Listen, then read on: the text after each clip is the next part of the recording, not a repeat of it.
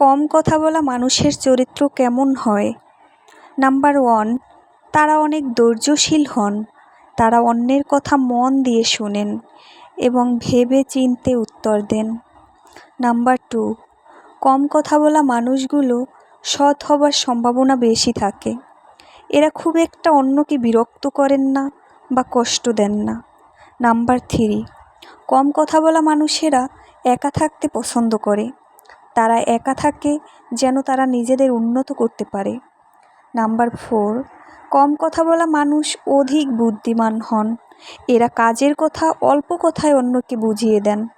এরা ঘুরিয়ে ফিরিয়ে বা ন্যাকামি করে কথা বলতে পছন্দ করেন না।